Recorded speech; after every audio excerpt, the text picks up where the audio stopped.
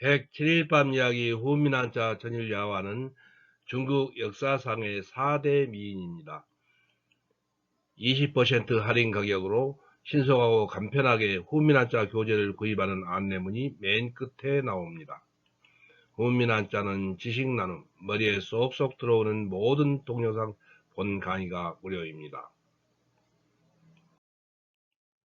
1. 중국 역사상의 4대 미인. 주감선생, 오늘은 중국의 4대 미인에 대하여 이야기합시다. 문자신선, 중국의 4대 미인은 당나라 때의 학자들이 경국지색에 대해 이야기하였으며 서시, 왕소군, 초선, 양귀비 등 4명이 뛰어나다고 하였습니다. 봉헌신선, 치모, 빠질친 물고기어는 춘추시대 원나라의 미인 서시를 지칭한 것으로 서시가 시내에 빨래하러 가면 헤엄치던 물고기들이 그녀의 미모에 넋을 잃고 바닥으로 가라앉았다고 합니다. 그래서 물고기도 가라앉히는 서시의 미모를 가리키는 치머라는 낱말이 생겨난 것입니다.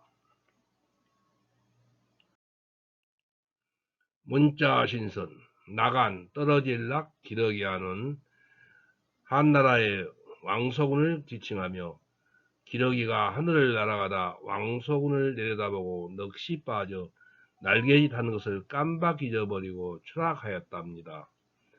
풍운신선, 폐월, 다들패, 달월은 삼국지에 등장하는 인물인 초선을 가리키며 달이 부끄러워 구름 뒤로 숨었다는 뜻입니다.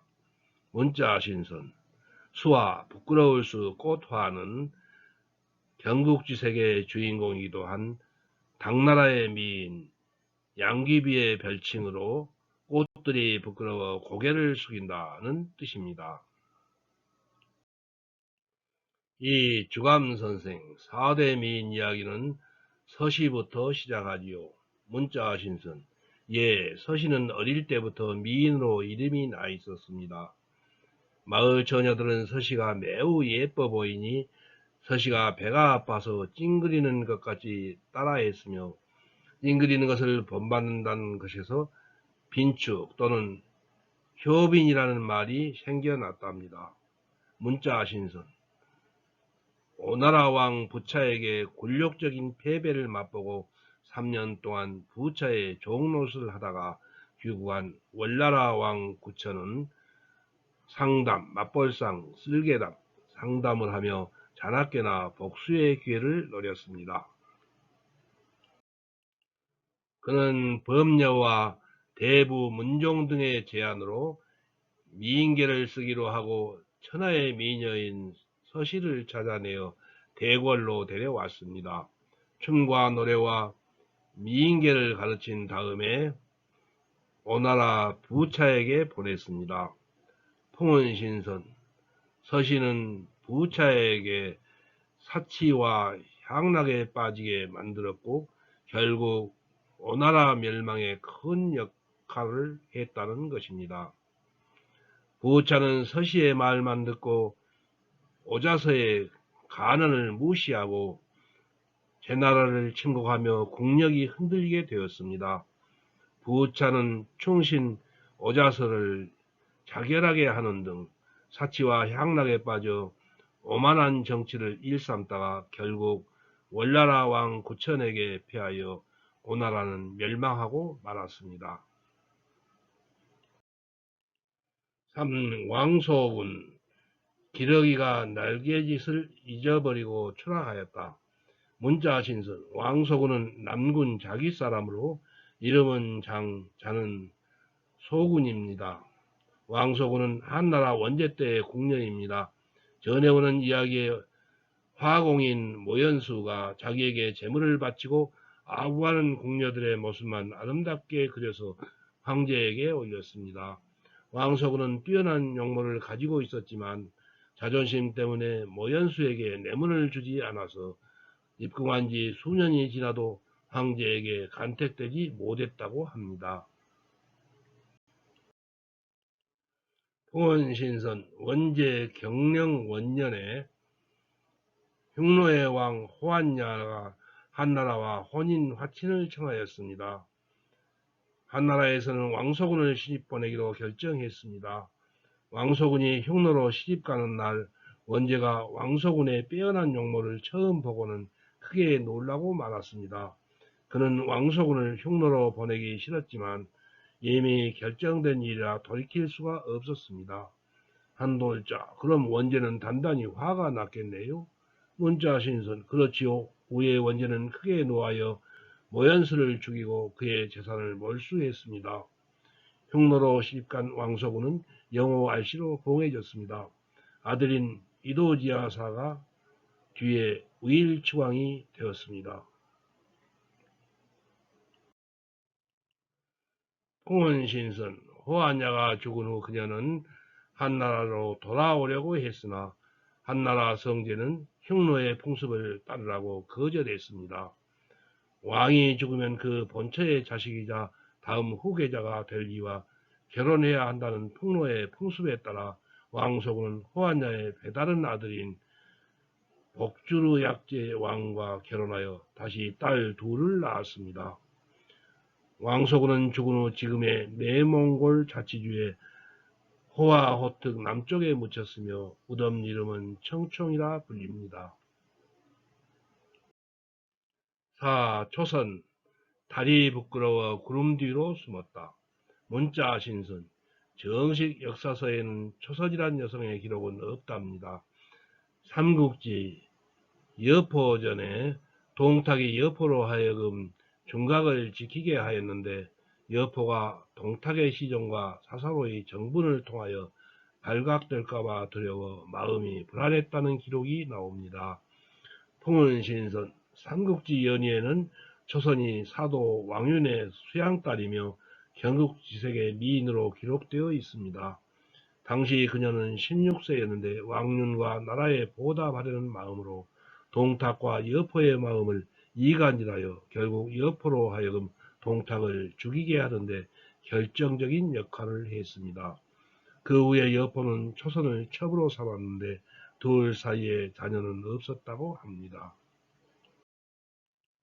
5. 양귀비, 꽃이 부끄러워 고개를 숙이다.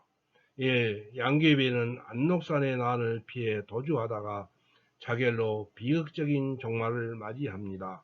주감선생, 백거이에 장안가가 있어요. 중국 당나라 6대왕 현종의 총비 양귀비가 서쪽으로 도성문 백여리를 나오더니 어찌하리요 호위하던 6군데 모두 멈추어서네. 아름다운 미녀 굴러떨어져 말 앞에서 죽으니 꽃비녀 땅에 떨어져도 죽느니 아무도 없고 빛의 깃털 공작비녀 옥비녀마저도 황제는 차마 보지 못해 얼굴을 가리고 돌아보니 피눈물이 흘러내리네. 한돌자, 위는 당나라를 대표하는 시인 백거이가 당현종과 양귀비의 사랑을 노래한 서사시 장안가에서 묘사한 양귀비의 죽음입니다. 시 속에서 양귀비를 총애하던 황제는 사랑하는 여자의 죽음을 외면하며 오로지 피눈물만 흘리는 소극적이고 비겁한 남자일 뿐입니다. 왜 당나라 현종은 그토록 총애하던 양귀비를 비정하게 버리게 되었나요? 이 당현종 살기 위해 사랑하던 양귀비를 버리다. 문자 신선, 안록산의 난을 피해 쓰촨성으로 도망가던 당나라 6대 황제 현종의 가마가 마해파에 이르렀을 때입니다. 호위하던 병사들이 폭동을 일으켰습니다. 나라를 망친 양귀비와 그 일족을 죽이지 않으면 한 발짝도 나가지 않겠다고 반항하여 황제에게 달려든 것입니다. 뒤에선 안록산의 군대가 쫓아오고 피난 가마는 조금도 움직일 기미를 보이지 않자 다급해진 현종은 병사들의 요구를 들어줄 수밖에 없었습니다. 풍은신선, 세도를 부린 양귀비의 일족과 사랑에 맞이 않던 총비 양귀비는 결국 폭동을 일으킨 주동자들에게 내어줄 수밖에 없었습니다. 눈에 넣어도 아프지 않고 자신의 목숨보다 더 귀하다고 했던 양귀비가 환관 고력사의 손에 이끌려 죽으러 가는 것을 그저 수수방관할 뿐이었습니다. 문자신선 결국 양귀비는 마회파 인근 불당 앞 배나무에 비단천으로 목을 메어 죽었습니다. 자결했다고도 하고 환관 고력사가 죽였다고도 합니다. 나라를 기울게 할 만큼 아름다웠다는 여인 경국지색 양귀비는 38세의 젊은 나이에 죽었습니다. 3. 양귀비는 애초 현종의 며느리였다. 통원신선 양귀비는 서시 왕소군 초선과 더불어 중국의 4대 미인 중 한 사람입니다. 사람의 마음을 미혹하게 하고 중독시키는 아편꽃에 양귀비란 이름을 붙인 걸 보면 그녀의 미모는 꽃 중의 꽃이라는 뜻인 것 같습니다. 문자 신선 양귀비의 본명은 양옥환이며 잠시 도가에 입문했을 때의 본명은 태진이었습니다. 산시성 출신이지만 어린 시절 부모를 여의고 쓰촨성 관리던 숙부 양립의 집에서 자랐습니다. 양옥환은 노래와 춤에 능하고 미모가 출중해 17세에 당 현종의 18번째 아들인 수왕 이모의 부인이 되었습니다. 수왕 이모는 당 현종과 무예비 사이에서 태어난 왕자로 황제의 계승권으로부터는 멀리 떨어진 수많은 왕자 중 한 명에 불과했습니다. 풍은신선 당나라 6대왕 현종의 치세 전반기는 태평성세였지만 양귀비를 만난 후 주색에 빠져 나라와 정치가 문란하여 백성이 도탄에 빠졌습니다. 당나라 현종이 총애했던 무예비가 죽고 나서 외로워하는 현종을 위로하기 위해 간사한 환관 고력사는 중국 전역의 미녀들을 백방으로 수소문하였습니다.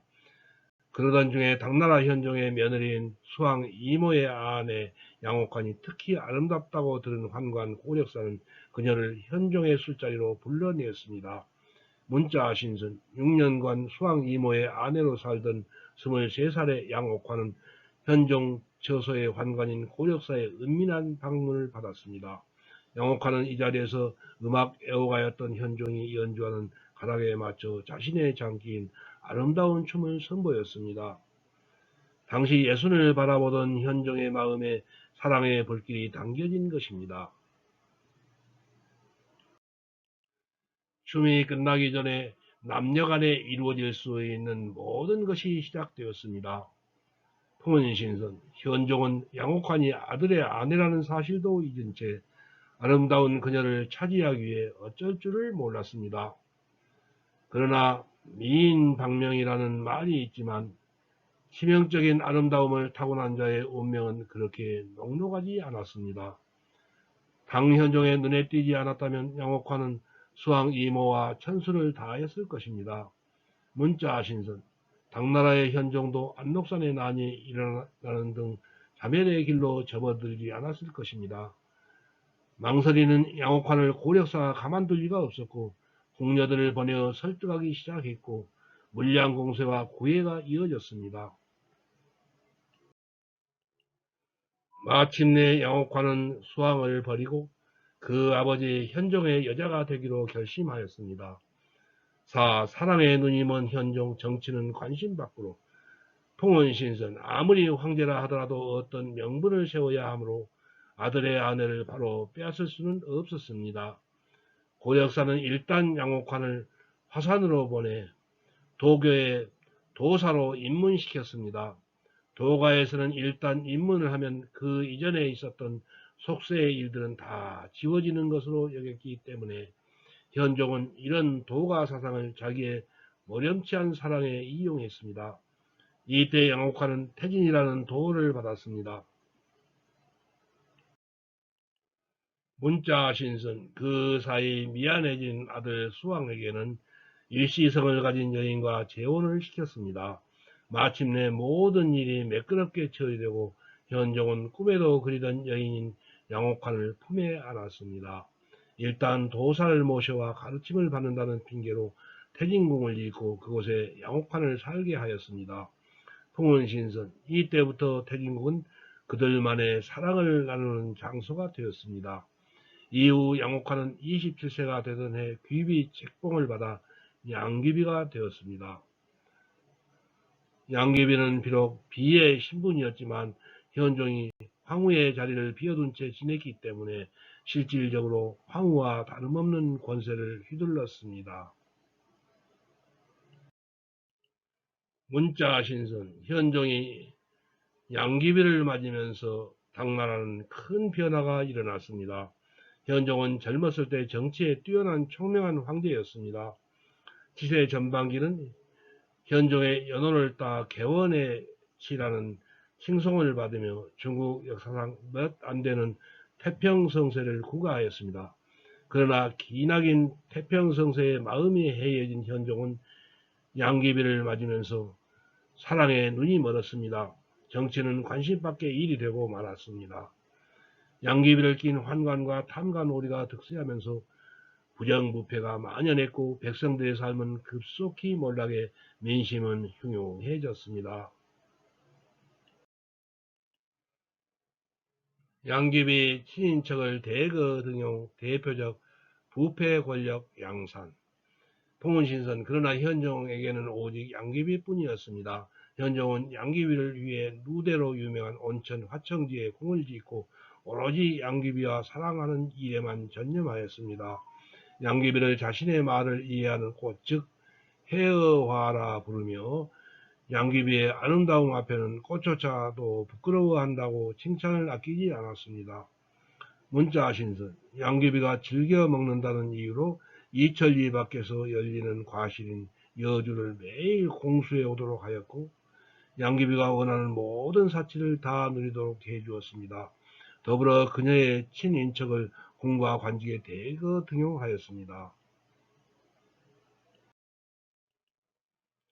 양귀비의 세 자매까지 한국, 객국, 진국 부인에 봉해졌습니다. 이때 등용된 양귀비의 육촌오빠 양소는 건달 출신의 부도덕한 간신배였지만 현종에게서 국충이라는 이름까지 하사받았습니다.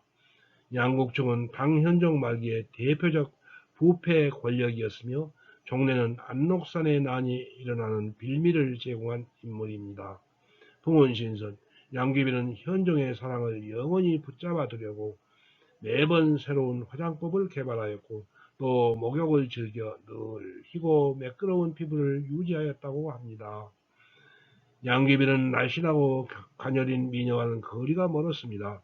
역사서에는 그녀의 용모를 자질풍염이라 하였는데 이는 풍만하고 농염하다는 의미입니다. 양귀비는 통통한 몸매에 피부가 희고 매끄러웠어요. 매일 온천물에 몸을 닦고 새로운 화장법으로 미모를 가꾸어 당현종을 자신의 침실로 이끌었답니다. 문자신선, 백거인은 장안가에서 양귀비와 현종의 사랑을 이렇게 노래하였습니다. 연꽃 휘장 속에서 보낸 뜨거운 봄밤, 봄밤이 너무 짧아 해가 높이 솟았구나. 황제는 이날 이후 조회도 안 나오네. 후궁의 미인들은 3,000명이나 되었지만 3,000명의 사랑을 한 몸에 받았네. 금으로 치장한 궁궐에서 화장을 끝내고 기다리는 밤. 백옥누각의 잔치 끝나면 피어나는 봄. 6. 화무 11홍 권불 10년 자결로 38세의 생을 마감. 풍운신선 화무 11홍 권불 10년은 꽃은 열을 부르는 것이었고 권세는 10년을 가지 못한다는 말이 있듯이 양귀비의 권세도 오래가지 못했습니다.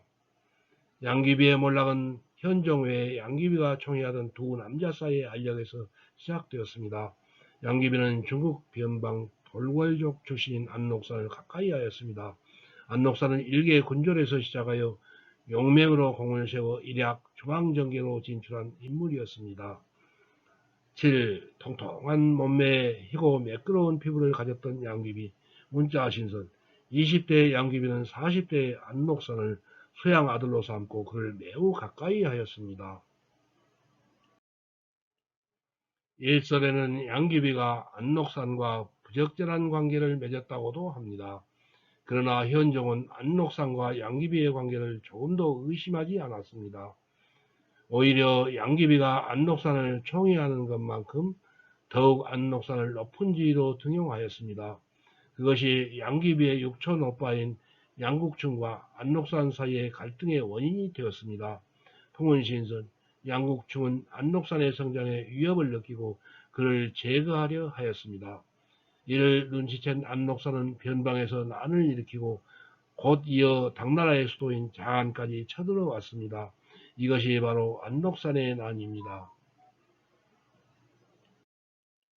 문자신선, 현종은 양귀비를 내리고 서쪽으로 피난을 떠났습니다. 장안에서 백여리쯤가 섬서성 마회파에 도착했을 때였습니다. 성난 군중들과 현종을 호위하던 병사들은 나락골을 이렇게 만든 양귀비와 그 일족들을 처벌하기를 원했습니다.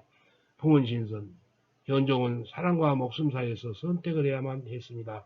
그는 양귀비와 함께 장렬히 죽었을 수도 있었을 것입니다. 그러나 현종은 양귀비를 보호하지 않고 그녀에 대한 백성의 분노를 수수방관함으로써 그녀에게 죽음을 종용하였습니다. 정치를 내팽개치고 나라를 몰락하게 만든 모든 책임을 양귀비에게 덮어씌운 것이나 마찬가지였습니다. 문자신선, 현종은 사랑보다는 자신의 목숨을 선택했습니다. 결국 현종의 뜻을 알아차린 환관 고력사가 그녀를 죽음으로 이끌었습니다. 양귀비가 자결 아닌 자결로 생을 마감하고 나자 현종은 그녀의 시체를 수습해 인근 조그마한 산에서 장사 지냈습니다. 풍운신선, 양귀비가 죽고 간신히 피난길을 떠났던 현종은 황희를 아들 숙종에게 물려주고 태상왕이 되었습니다. 이후 그는 숙종에게 안사의 난을 지나가도록 모든 것을 맡긴 채 자신은 양귀비만 그리워하면서 지냈다고 합니다. 현종은 양귀비의 초상화를 앞에 두고 끝내 그녀를 지키지 못한 회한과 그리움 속에서 6년 후 78세의 나이로 숨을 거둡니다. 문자신선, 양귀비의 죽음에 대해서는 또 다른 재미있는 전설이 하나 있습니다. 양귀비의 아름다움이 너무나 대단해 고력사나 따라간 군졸들이 차마 죽이지 못하여 그녀를 일본으로 탈출시켰다는 이야기입니다. 일본으로 건너간 양귀비는 30여 년을 일본에서 더 살았다고 합니다. 이 이야기를 뒷받침하는 유물과 사당 무덤이 일본 야마구치현에 남아있는데 실제로 양귀비의 후손이라고 족보까지 들고 나선 사람들도 있다고 합니다. 달기, 문자신선, 4대 민회의 달기는 중국 상나라 마지막 왕인 주왕의 애첩이며 중국 역사상 가장 음란하고 잔인한 독부입니다. 달기는 상나라 유소, 지금 해남 온현 출신으로 상나라의 마지막 왕인 주왕의 왕비가 되었습니다. 풍원신선, 주왕은 학정을 간하는 현신의 말은 듣지 않고 달기의 말만 잘 들었다고 합니다. 주왕과 달기는 사람들에게 잔인한 형벌을 가하는 것을 즐겼다고 합니다. 구리 기둥에 기름을 발라 숯불 위에 거쳐놓고 죄인으로 하여금 그 위를 걷게 하였답니다. 죄인이 미끄러져서 타죽게 하는 호락의 형을 구경하면서 웃고 즐겼다고 합니다. 문자신선, 충신 비간이 죽음을 당한 일도 달기의 교사 때문이라고 합니다. 달기는 주왕에게 자신의 심장병이 나으려면 비간의 심장을 먹어야 한다고 했답니다. 이것을 들은 주왕이 충신 비간을 죽였다고 합니다. 또한 주지육림이란 말도 연못을 술로 채우고 고기를 숲처럼 매달아 놓고 즐기던 주왕과 달기의 방탕하고 사치스러운 유흥 행위에서 나왔다고 전해집니다. 풍운신선, 이러한 달기에 대한 이야기는 대부분 야사들을 기록한 소설들에서 나온 것입니다. 은어에서 집토된 상나라의 유물에서도 달기에 대한 구체적인 언급이 없었습니다. 따라서 달기가 실존 인물인지 아니면 상나라를 멸망시킨 주나라가 왕조 창건의 타당성을 목적으로 상나라의 주왕을 깎아내리기 위해 만든 상상의 인물인지는 현재로서는 알 수가 없습니다. 문자 신선 달기가 죽은 시기도 기록에 따라 다른데 사기에서는 주왕이 녹대에서 뛰어내려 분신 자살한 후에 달기는 주나라 무왕에 의해 살해되었다고 합니다. 세설신어에서는 공룡의 말을 인용하여 주나라 군대가 조가에 진입한 후에 주공이 달기를 취하여 그의 시녀로 삼았다고 나와 있습니다. 여하튼 그 실제 여부를 떠나 달기는 주나라 유왕의 애비인 포사와 함께 음란하고 잔인한 대표적인 덕부로 되어 있습니다. 6. 포사 풍은신선 주나라 유왕이 총애하던 왕비로 포인이 바친 여자입니다. 허리가 날씬하기로 유명하며 아들 백복을 낳았습니다. 유왕이 신시왕과 태자선구를 폐하였습니다. 포사를 왕으로 백복을 태자로 책봉하였습니다. 그 유왕은 향락을 일삼고 정사를 돌보지 않았답니다. 문자 신선 포사는 평생 웃는 일이 없었는데 한 번은 잘못되어 여산에 봉화를 올리니 사방 제후들이 군사를 거느리고 구원하러 왔다가 헛걸음을 하니까 그제야 포사가 웃었답니다. 유왕은 포사를 웃기기 위해 간혹 헛봉화를 올렸습니다. 그 외적이 정말로 침입해 오자 봉화를 드니 제후들이 헛봉하거니 하고 오지를 않아 서울이 함락되었습니다. 유왕과 백복은 견융에게 피살되고 포사는 포로가 되었습니다. 다음 108일 밤 이야기 후미나자 천일야화는 외국인들이 놀라는 중국의 숨기는 현실입니다. 1. 오른편 할인 가격으로 교재를 주문하시고 교재 대금은 택배로 책을 받으신 다음에 입금하세요. 2. 주소, 성명, 전화번호, 책명 가격을 문자 메시지로 김종호 010-6258-1192로 보내주세요. 답변을 보낼 것임. 3. 교재는 오후 3시 이전에 신청하시면 다음날 받으시게 하겠습니다. 토일 공휴일은 수년. 4. 입금 계좌번호는 교재 뒷표지 안쪽에 있어요. 낫건 구매는 교보문고 예스24 인터파크 알라딘에서 구입하시기 바랍니다.